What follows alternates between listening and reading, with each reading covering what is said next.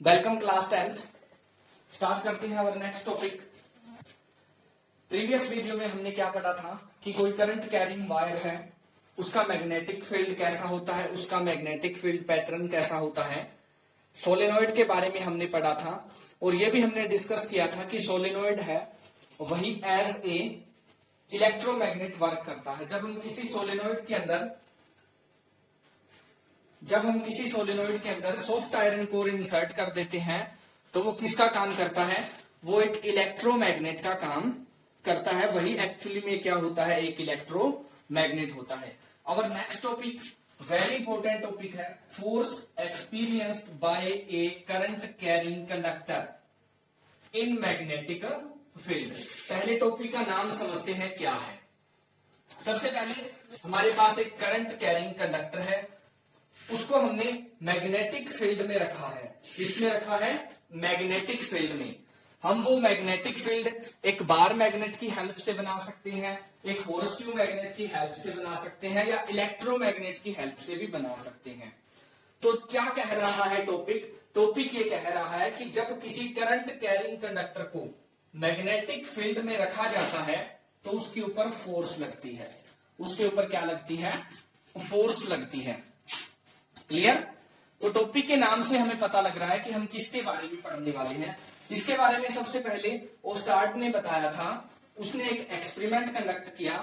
क्या किया उसने, ये देखिए ये एक मैग्नेट रखा हुआ है, नॉर्थ टू साउथ किसकी डायरेक्शन होती है, मैग्नेटिक फील्ड की डायरेक्शन होती है। हमने एक मैग्नेट को रखा, उसके मैग्नेटिक फील्ड में किसी कंडक्टर को हैंग कर दिया। ये जो है ये हमारा क्या है, एक कंडक्टर है, हमने इसको हैंग कर रखा है इसके अंदर और इसको एक बैटरी के साथ कनेक्ट कर दिया। तो उसने क्या देखा कि जैसे ही हम बैटरी का स्विच ऑन करते हैं, बैटरी का स्विच ऑन करेंगे तो क्या होगा, कंडक्टर के अंदर करंट है वो जाएगा। और करंट कैसे जाता है, पॉजिटिव टर्मिनल से नेगेटिव टर्मिनल की तरफ। इस तरह इसमें करंट है वो फ्लो करेगा। तो एज सून एज उसने जैसे ही करंट को ऑन किया, हमारी वायर है वो अलिंग की, यानी वो डिफ्लेक्ट हुई, वो अपनी पोजीशन से हिली। क्या हुआ, हमारी वायर है वो अपनी पोजीशन से अलिंग हुई, वो अपनी पोजीशन से हिली। जो चीज क्या बता रही है कि उसके ऊपर कोई फोर्स लगी है, क्योंकि अपने आप विदाउट एनी एक्सटर्नल फोर्स कोई भी ऑब्जेक्ट है वो अपनी पोजीशन को चेंज नहीं करता। Clear, okay. तो क्या बताया है यहां पर कि as soon as current pass in a conductor it deflect from its position, वो अपनी पोजीशन से हिला और इसी पोजीशन से हिलने के कारण हमने उसको क्या कह दिया, this shows that current carrying conductor experience a force, experience a force की वो फोर्स को एक्सपीरियंस करेगा। क्लियर। और ये मैक्सिमम फोर्स कब होगी, व्हेन कंडक्टर और current is perpendicular to the direction of magnetic field. कि अगर हम मैग्नेटिक फील्ड इस तरफ प्रोवाइड किया है तो करंट कैरिंग कंडक्टर है वो क्या होना चाहिए, इसके परपेंडिकुलर होना चाहिए, इस तरह होना चाहिए।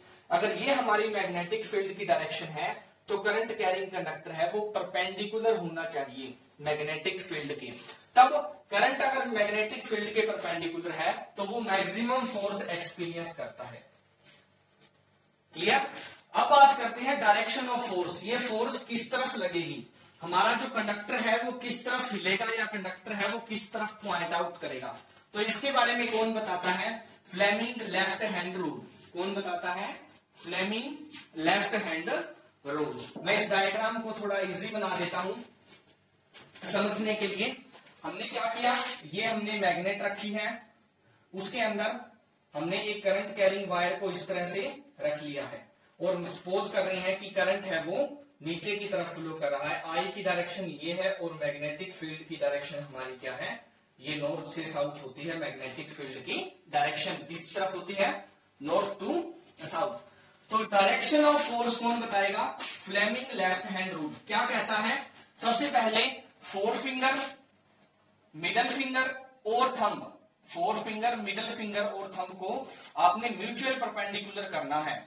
किसके, लेफ्ट हैंड की, लेफ्ट हैंड के फोर फिंगर, मिडल फिंगर और थंब को आपने म्यूचुअल परपेंडिकुलर करना है। ये देखिए इस तरह से, ये फोर फिंगर ये हमारा थंब और ये हमारी क्या है मिडिल फिंगर एक दूसरे की क्या होनी चाहिए, परपेंडिकुलर होनी चाहिए। यानी when four finger, middle finger and thumb are mutual perpendicular to each other, यानी तीनों एक दूसरे क्या होंगे, परपेंडिकुलर होंगे इस टाइप से। क्लियर? तो अगर फोर फिंगर बताए मैग्नेटिक फील्ड को, फोर फिंगर देखिए, फोर फिंगर जो हमारी फोर फिंगर है वो किसको बताए, फोर फिंगर फील्ड यानी मैग्नेटिक फील्ड को बताए। मान लो ये फोर फिंगर किसको बता रही है, मैग्नेटिक फील्ड को। और मिडिल फिंगर किसको बताए, डायरेक्शन ऑफ करंट को। ये मिडिल फिंगर है, ये हमारी किसको बता रही है, डायरेक्शन ऑफ करंट को। क्लियर?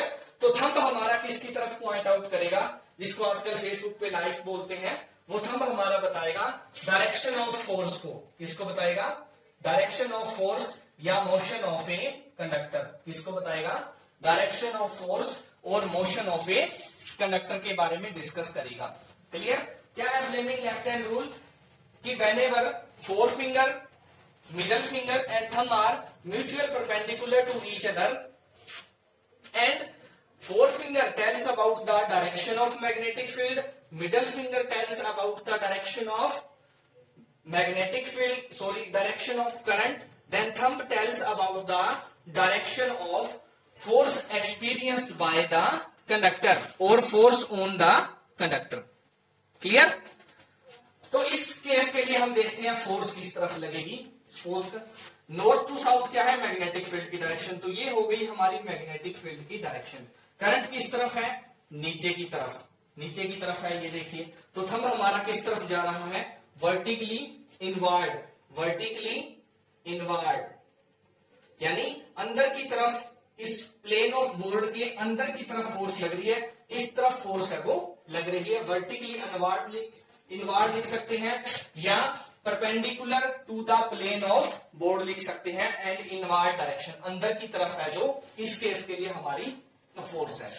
स्पेशल नोट में क्या लिखा है कि direction of force changed whenever we can change the direction of current और डायरेक्शन ऑफ मैग्नेटिक फील्ड, कि जब हम डायरेक्शन ऑफ करंट या डायरेक्शन ऑफ मैग्नेटिक फील्ड को चेंज कर देते हैं तो फोर्स की डायरेक्शन भी चेंज हो जाती है। कैसे?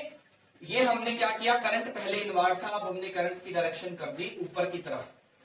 पहले करंट डाउनवर्ड था, अब हमने कर दिया अपवर्ड। तो फिर से फ्लेमिंग लेफ्ट हैंड रूल लगाते हैं। ये फिंगर किसको बताएगी, फर्स्ट फिंगर मैग्नेटिक फील्ड को, middle finger direction of current. यहां पे देखिए हमारा मैग्नेटिक फील्ड इस तरफ है और करंट ऊपर की तरफ है, तो थंब किस तरफ आ गया, अब वर्टिकली आउटवर्ड आ गया, इस प्लेन ऑफ बोर्ड से बाहर की तरफ निकल रहा है। और पहले केस में किस तरफ निकल रहा था, वर्टिकली इनवर्ड। इसका मतलब कि जब हम किसी करंट कैरिंग वायर में डायरेक्शन ऑफ करंट चेंज कर देती हैं या direction of magnetic field change कर देती हैं, तो डायरेक्शन ऑफ फोर्स भी क्या हो जाती है, चेंज हो जाती है। This is all about the force experienced by a current carrying conductor. और इस डायरेक्शन को कौन बताएगा, Fleming left hand rule, very important rule है। और इसकी प्रैक्टिकल एप्लीकेशन क्या है, तो आंसर है इसकी प्रैक्टिकल एप्लीकेशन है इलेक्ट्रिक मोटर। इलेक्ट्रिक मोटर इस प्रोसेस पर, इस फिनोमिना पर कौन वर्क करता है, तो आंसर है इलेक्ट्रिक मोटर। तो इलेक्ट्रिक मोटर क्या होती है, इलेक्ट्रिक मोटर एक डिवाइस होता है जो इलेक्ट्रिकल एनर्जी को मैकेनिकल एनर्जी में चेंज करता है। क्या करता है बेटे, इलेक्ट्रिकल एनर्जी को मैकेनिकल एनर्जी में चेंज करता है। इसका प्रिंसिपल क्या है, ये ऊपर वाला प्रोसेस, कि whenever a current carrying plane sheet और रेक्टेंगुलर कॉइल और a current carrying conductor placed in magnetic field experience a force. ये ऊपर वाला टॉपिक जो है कि जब हम किसी करंट कैरिंग कंडक्टर को किसी मैग्नेटिक फील्ड में परपेंडिकुलर रखते हैं तो उसके ऊपर मैक्सिमम फोर्स है वो लगती है। एक्सपीरियंस ए फोर्स, वो एक फोर्स को एक्सपीरियंस करता है और उसी फोर्स के कारण जो हमारा रेक्टेंगुलर कॉइल है वो मूव करता है, रोटेट करता है। क्लियर? कंस्ट्रक्शन क्या है इसकी, यानी इसके कौन कौन से पार्ट्स होते हैं, पार्ट्स ऑफ मोटर कौन कौन से होते हैं। जो हमें डेमो मोटर है उसके पार्ट्स के बारे में बात करेंगे। नॉर्मली सभी मोटर्स में यही पार्ट्स होते हैं। कौन कौन से पार्ट्स हैं, आर्मेचर, सबसे पहले आर्मेचर। आर्मेचर क्या होता है, प्लेन रेक्टेंगुलर शीट्स होती है।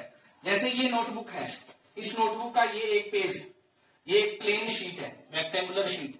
तो ऐसी कई सारी शीट्स को जोड़ देते हैं तो ये आर्मेचर बन जाता है। ये कई सारे पेजेस जो जुड़ गए तो ये हमारा क्या बन गया, आर्मेचर बन गया। रेक्टेंगुलर प्लेन शीट्स का बना होता है। दूसरा, उसे मैग्नेटिक फील्ड में रखना है तो एक मैग्नेट भी लगाना पड़ता है।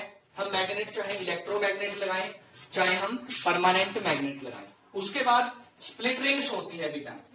इस आर्मेचर के साथ शाफ्ट को जोड़ दिया जाता है और उसके साथ दो स्प्लिट रिंग्स जोड़ दी जाती है, R1 एंड R2 उनके नाम होते हैं। क्लियर? स्प्लिट रिंग, रिंग सभी ने देखी है, जिसको हम नॉर्मल आम भाषा में इस तरह की रिंग होती है, जिसको क्या बोलते हैं हम, बेरिंग, बॉल बेरिंग जो होते हैं, रिंग उसी टाइप की होती है। स्प्लिट मतलब काटना, एक रिंग के दो टुकड़े करके, एक बॉल बेरिंग के दो टुकड़े करके ऐसे जोड़ दिए जाते हैं। तो ये हमारी बन जाती है स्प्लिट रिंग, जो हमारी आर्मेचर को रोटेट करवाने का काम करती है। उसके बाद कार्बन बुशेस एक्चुअली में ग्रेफाइट के बने होते हैं। वो क्या करते हैं, मोटर के कनेक्शन के काम आते हैं। यानी मोटर के अंदर जो करंट प्रोवाइड करवाना होता है तो वहां पर कार्बन बुशेस लगे होते हैं हमारे B1 एंड B2। ये हमारी R1 एंड R2 इस टाइप की रिंग्स होती हैं। और फाइनली हमें क्या चाहिए, मोटर में करंट पास करवाना है तो हम किसी बैटरी की हेल्प से या घरों में नॉर्मल जो मोटर होती है जैसे वाटर पंप है, उनको हम इलेक्ट्रिसिटी प्रोवाइड करते हैं। तो जब उसमें से करंट पास होता है तो उस कॉइल के ऊपर फोर्स लगती है और उसी फोर्स के कारण हमारी मोटर है वो रोटेट करती है। और उसके साथ जो भी हमने लगाया हुआ है घूमने के लिए, अगर वाटर पंप है तो वो पानी को उठाती है, और अगर हमने कोई और चीज लगाई है जैसे फैन के अंदर मोटर होती है तो वो फैन के ब्लेड्स को रोटेट करवाती है, घुमाती है। Clear? Thank you, have a good day.